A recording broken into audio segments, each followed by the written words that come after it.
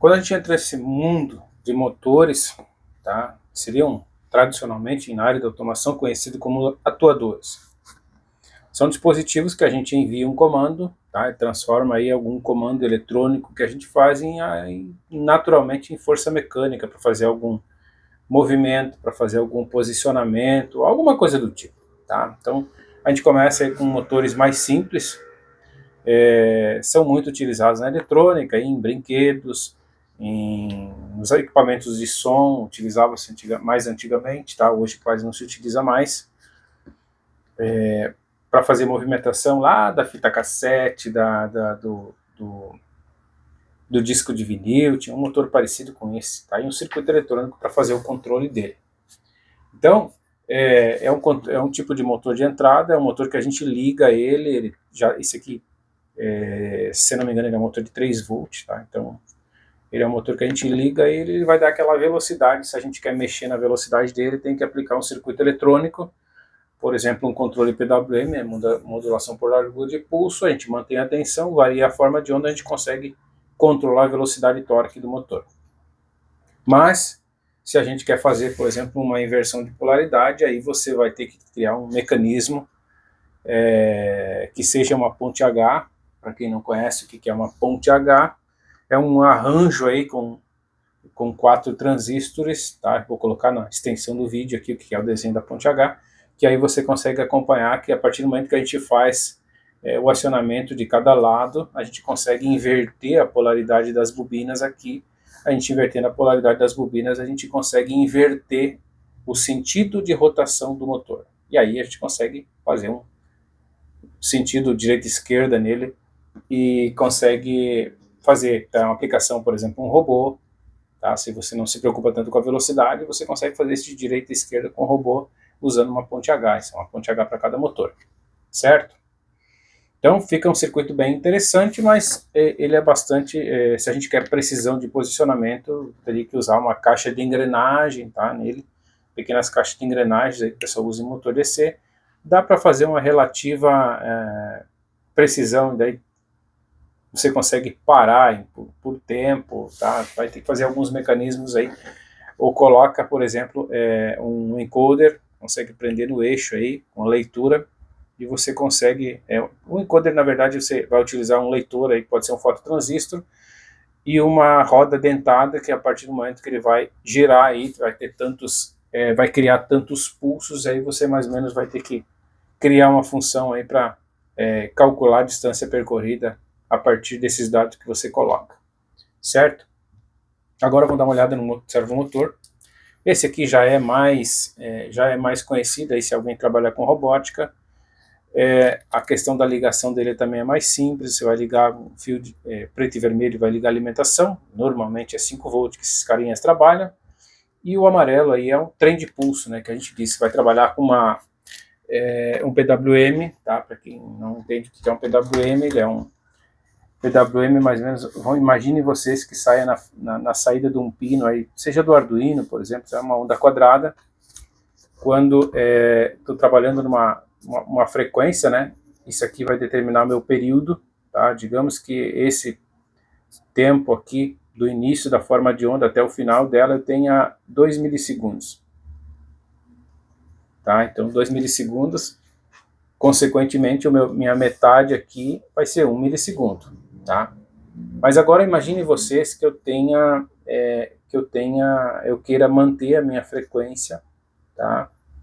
Manter a minha tensão, que seria, vamos dizer que aqui seria 0 e aqui seria 5 volts, tá? Eu manter a minha tensão, mas eu quero aplicar um determinado controle, por exemplo, no motor. O que eu faço? Eu consigo criar um mecanismo que eu consigo variar essa forma de onda. Deixa eu apagar aqui. Você está com a forma de onda... tá meio ruim aqui. Está com a minha forma de onda assim, mas eu quero daqui a pouco mexer nela, né? Quero fazer ela mais... o pulso mais em nível alto, que a gente diz, o pulso em nível alto mais curto e o nível baixo mais longo. Tá? Eu estou mantendo aquela frequência, porém, eu estou mexendo na largura do pulso. Tá? Então, eu consigo trabalhar isso se chama PWM. Tá? E aquele motor, esse motor servomotor, ele trabalha nesse sentido. Você vai variando essa largura de pulso, vai dar o nível alto aqui da crista da onda, que ela vai variando, digamos 1 milissegundo ou 2 milissegundos. Essa variação que você faz aqui, tá? Aqui em cima, isso aqui é 2 milissegundos, aqui que seja 8 milissegundos aqui embaixo, né? Então você vai variando, você pode fazer a forma de onda vir mais para cá, 3 milissegundos, e aqui vai 7. Então você vai variando ela e ao mesmo tempo você vai mantendo a frequência, tá? O tempo entre o início da forma de onda e o final dela, que dá o nosso período completo, beleza? E com isso você vai posicionando, tá? Você vai posicionando esse motor aí, quero ele na posição 0, digamos que esteja aqui, quero ele na posição 90 graus ou 180 graus, que ele dá meia volta, né? E aí você quer fazer uma brincadeira, por exemplo, uma cancela lá com o Arduino, faz uma cancela, fixa aqui, e você consegue fazer isso. Coloquei um sensor ali que quando eu passar com o carrinho na frente, o sensor detecta e a cancela vai levantar aí a 90 graus para com que o carrinho consiga passar. Semelhante às cancelas que tem aí nas empresas, aí, em algum lugar aí que você consiga passar, ela levanta aquela cancela. Com esse motor aqui, ó, dificilmente você vai conseguir fazer, a não ser que faça um encoder ali. Estou sem um encoder aqui na mão, sabe? É uma roda dentada que você vai contando os pulsos aí, mas você vê que não é a mesma precisão. Aqui ele já é bem mais preciso para fazer essas brincadeiras, tá? Você quer que ele pare em 90 graus, ele vai parar ali repetidas vezes os 90 graus, tá? Então ele é mais para isso, é um motorzinho, e inclusive ele tem muito torque, tá? Se comparar em relação a esse motor, é extremamente enorme a diferença de torque. Por que ele tem isso? Ali dentro tem um motor pequeno, tá? Se você pegar os dados desse motor, eu vou ampliar, se quiser pegar o datasheet, esse aqui é um SG90, tá? Ali dentro dele, se vocês observarem aqui, ó, tem um monte de engrenagem. Então isso aqui ajuda a fazer com que o motor acaba tendo bastante torque, tá? Esse aqui não, esse aqui é direto no eixo, tá? Então por isso que ele não tem tanto torque. Inclusive o consumo do motor DC aqui é muito maior que o do servomotor, tá? Até porque o motor aqui é menor, então a gente consegue fazer multiplicação de torque utilizando as engrenagens, tá? O método de controle dele, eu não vou mostrar aqui, senão o vídeo vai ficar enorme, né? Mas a gente vai fazer algumas aulas aí individual e você pode observar aí como é que se liga esse motor, como é que a gente faz ele girar aí, eu quero colocar em 90 graus, quero colocar em 180 graus, tá? Quero posicionar num outro a 60 graus, por exemplo, como é que a gente faz, tá? Eu vou fazer um vídeo sobre isso aqui também, mas isso aqui é só uma chamada aí para vocês verem que tem mais materiais aí que eu vou publicar. E por fim, aqui é o nosso terceiro motor, se você acompanhou o vídeo do short, falar sobre esse motor aqui. Tá? Esse aqui é chamado de motor de passo. Por que é chamado de motor de passo? Tá? Ele tem, se vocês observar o desenho do drive, que ele tem dois conjuntos de bobinas, tá? Vocês veem que ele sai aqui 4 fios, tá? Tem 2 fios que estão amarrados aqui, então ele tem esses 4 fios, e esses 4 fios são utilizados no circuito eletrônico para fazer controle. Se vocês observarem aqui, ele tem B-, B+, que seria a bobina B, e um A- e um A+, que seria a bobina A. Ele está identificado como menos e mais, mas particularmente essa polaridade aqui, ela é invertida, tá? E ela é invertida numa determinada sequência que a gente consegue manter o sentido de giro, tá? E o tipo de passo, tá? Por que eu falo em tipo de passo? Porque a gente consegue fazer com que ele faça um passo inteiro, meio passo ou menos ainda, tá? Normalmente o passo completo, que a gente diz, se a gente pegar o eixo do motor, a gente vai conseguir girar ele, a gente observa, parece que dá para perceber a parte do campo magnético que ele tem aqui dentro, tá? A gente consegue perceber o movimento do motor de passo no próprio eixo, ele não gira livre como o motor CC. Então, normalmente esse motor aqui, os mais comuns, eles giram por passo completo 1,8 graus. Tá? Então, se você pegar aí se você pegar uma volta completa, que seria 360 graus, e você dividir isso por 1,8 vai te dar em torno de 200 passos, aí uma volta completa. Parece bastante, né? Mas se a gente comparar, por exemplo, com o servomotor industrial, chega a ser desprezível, né? A gente pega lá uma volta, você divide aí, se não me falha a memória, por 16 mil uma volta. Então você vai ver que o nível de precisão do servomotor industrial é muito maior. Mas não se apavore pensando que esse motor é ruim, tá? Então vou te mostrar os recursos que dá para fazer com esse driver aqui, que é um driver que a gente utiliza para controlar motor de passo. Você pode fazer um driver com conjuntor de transistor, antigamente era feito dessa maneira, mas hoje tem esses drivers aqui. Então ele tem um recurso que, com uma quantidade menor de fios, eles têm uma chave aqui de configuração.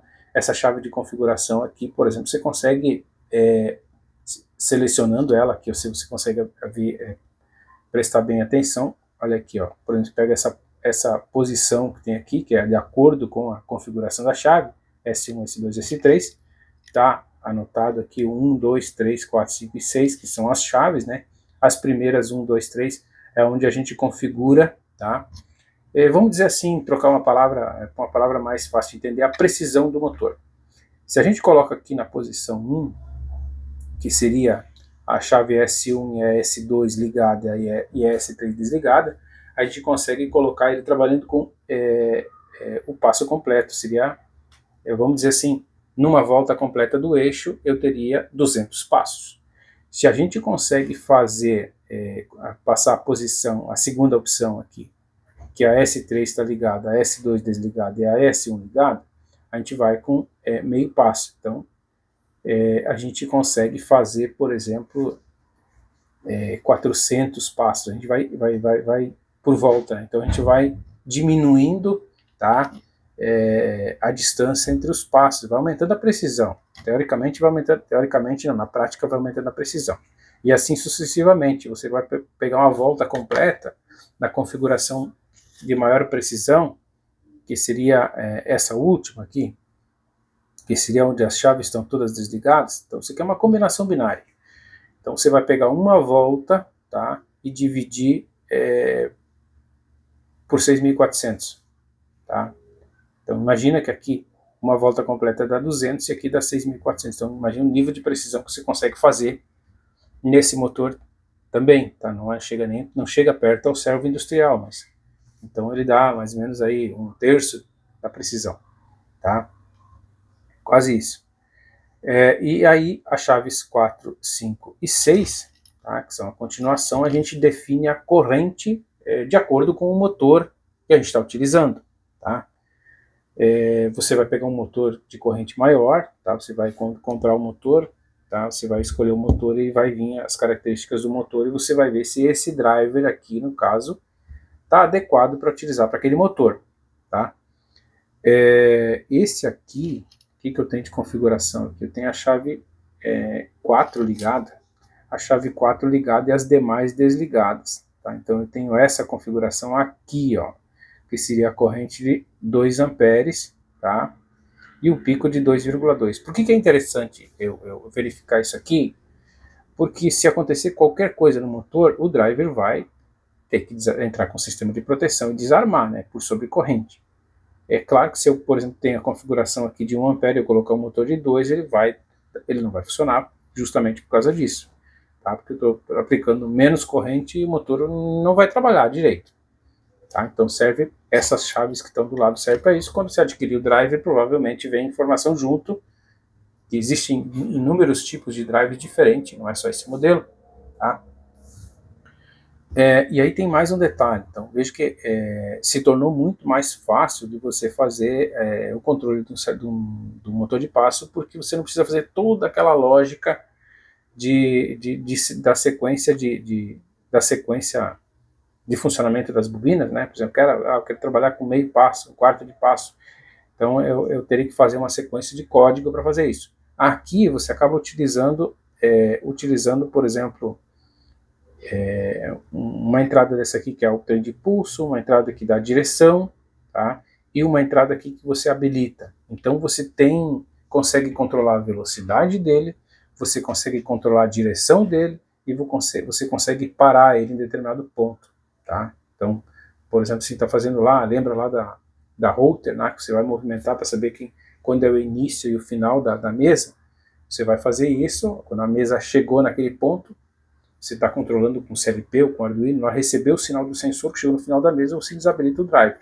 Ele para, então a mesa tem que parar para ela não bater no final, no final. Então serve para isso. Veja que esse modelo de motor, quando você vai fazer um determinado sistema, que pode ser de automação, então é recomendável que você utilize esse tipo de motor aqui. Ele é muito mais preciso. Utilize o driver, em vez de fabricar um driver, aí, se quiser dar uma pesquisada como é que se faz, é mais complexo, porque a lógica que tem aqui dentro, já gravada no microcontrolador, você não vai precisar desenvolver ela, você vai desenvolver a lógica de acordo com o teu sistema de automação, sem se preocupar com o controle do motor.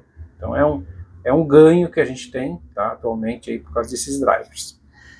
Beleza? Então eu futuramente aí, ou não tão futuramente, eu vou fazer vídeos mostrando como é que a gente faz o acionamento desse cara aí, não somente desses dois outros tipos de motores aqui. Tá certo? Então, bora lá.